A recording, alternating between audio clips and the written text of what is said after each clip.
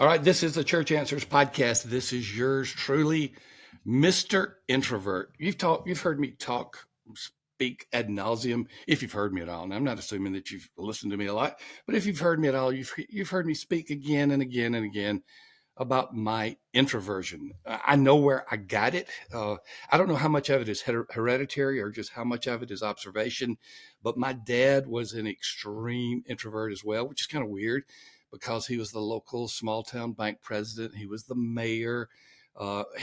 Everybody loved him, but he was introverted. My dad was so introverted that if he was in a meeting, if he was talking to people in our living room or family room, whatever it's called back then, and he got tired of it, my mom was there, he'd just get up and go to the other room, usually go to bed, go take a nap, wouldn't say a word, just walk out. Again, you can't really do that today, but we're going to be talking about what introverted pastors need to know, because I've been there, done that, and I didn't do it very well. So don't get prepared for me to tell you all the wonderful things that I've said that I've done as an introverted pastor. I'm going to tell you a lot of the mistakes I've made as introverted pastor. Still do. Even at this elderly state that I'm in right now, introversion is a part of who I am, and it's something that's always a challenge to me. Before we go further, we always thank you, Cheney and Associates. I was just texting with my friend Steve Cheney, and I really mean that. He is a friend. Yeah, we have these sponsor and business relationships, but it's more than that. Because when we talk about Brown or Cheney or Church Growth Services or any of our sponsors, we're talking about people with whom we have relationships and we have developed them over the years, and we absolutely love that relationship. That's what makes it a lot of fun. And so Steve Cheney, of course, they're Cheney and Associates, the accounting firm for the church. They're helping over 1,100 churches. They're cloud-based. They can do your accounting, your payroll, your bookkeeping. They can do it all. And quite frankly, many of your churches need to take it off of a volunteer and, if at all possible, outsource it to someone. And we believe that someone should be Cheney and Associates. They help the smallest churches, they help the new church plants, and they help the largest churches as well. And you'll be hearing more about Cheney and Associates in the days and months and years to come. So I suggest you get with them right now. Go to CheneyAssociates.com to get started. Okay, introverted pastors. Obviously, I was one. For those of you who don't know much about my background, I served as a pastor of 4 churches. I was interim pastor of 10 or 11. I don't remember the number, but particularly in the 4 churches where I was pastor, I could see that my introversion was a great challenge. Now, let me tell you what I did wrong most of the time. I let my introversion dictate my behavior on Sunday mornings. Let me explain. On Sunday mornings, when a pastor should be welcoming people and walking around and speaking, I always like to come out at the last minute. I'd like to leave as quickly as possible. When people came up to me afterwards, my uneasiness was probably obvious to most of them. I can only imagine that some of them thought I was rude, or some of them thought that I was not interested. That's really not it. I'm introverted. And that is not good. According to most of the data that we see, anywhere between 40 and 50% of you are going to be introverted. It's probably more like 40, maybe even a little less than that. And that would probably go for pastors too. I don't have any data on that. Maybe God calls introverts more quickly than extroverts more quickly than he calls introverts. But here's the reality. And I just want to go through 4 quick points on this, and just hear me well. And if you're watching on YouTube, well, first of all, thank you. Subscribe, give us a thumbs up. Please subscribe to our channel. We love having you here. So let me just go through these 4 points really quick. Number one, it cannot be an excuse not to shepherd. That's a double negative, but I hope you get it. It cannot be an excuse not to shepherd. Just because you are an introvert does not mean that you cannot meet people and you cannot greet people and you cannot do things that you should be doing just as a pastor, as a shepherd. It doesn't mean that it means that you cannot stop pastoral ministry, pastoral care, and obviously a number of hospital visits or funerals, whatever might be the expectations within your church. So hear me well. And I wish someone had sat me down with this and just said this, although I don't blame anybody but myself. Number one, it cannot be an excuse not to shepherd. Number two, take advantage of the digital and cell phone world.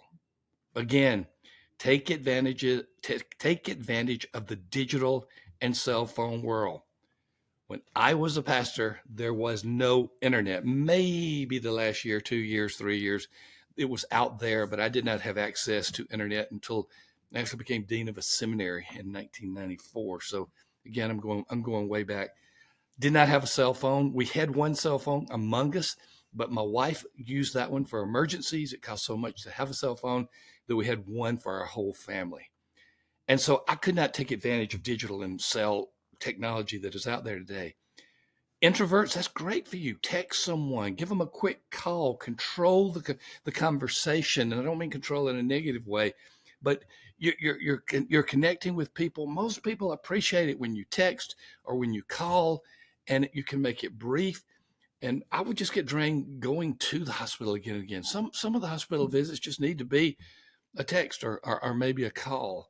Now, there are times that you don't need to show up in person, but as much as possible, take advantage of the digital world, take advantage of the cell phone world, and use that in order to connect with people. Again, it won't replace in person, but it can substitute for a lot of the in-person times you have. So number two, take advantage of the digital or cell phone world. Number three, this will sound weird to you. Set introvert goals. What do I mean by that? On this day, I'm going to connect with so many people in this way, or in this week, I'm going to do that. Make your own self accountable. That sounded redundant, but it is. Make yourself self-accountable to do so many things that an extrovert would do. Just force yourself to that discipline, set some extrovert goals, and it may be just to walk down the street of your town. It may be to show up at a ball game where one of the local schools are playing. Just something. Set goals that would normally be an extrovert's goals. Do that and stay accountable. Maybe a spouse can help you on that. Maybe an elder or a deacon, but set introvert goals so that you can overcome these just by intention, desire, and habit. And I mentioned this, but I want to mention this as my fourth and final point. Push yourself hard on Sunday morning.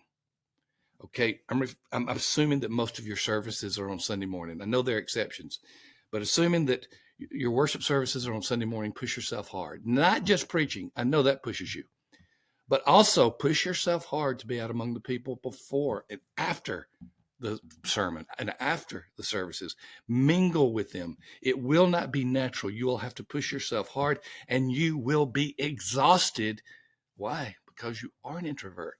And mingling among people is one of those things that is antithetical to the personality of an introvert. So do those things. And yeah, you will probably not overcome your introversion. I haven't, but it may be something that you can, in many ways, handle the obstacle, the personality that maybe is not the most conducive to being a pastor. Once again, reminder of these four things. Introversion cannot be an excuse not to shepherd, that double negative. Number two, take advantage of the digital or cell phone world. Number three, set introvert goals. Stick with them as well, even if it's just one a week. Number four, push yourself hard on Sunday mornings. You know you're going to get exhausted. Deal with it. You're going to feel drained after mingling and having those conversations with people. Deal with it and just move forward. This is what introverted pastors need to know.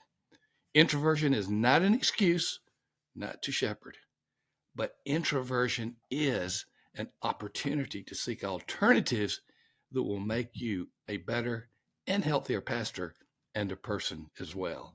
As always, we thank you for being a part of the Church Answers podcast. As always, thank you, Cheney & Associates, the accounting firm for the church.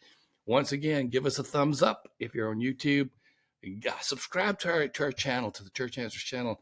And for those of you who listen to this on your favorite podcast app, give us a rating and review. We appreciate that because we can get the word out, and this ministry that is funded totally by Cheney & Associates can go to more people. Have a great day. We'll see you in the next episode.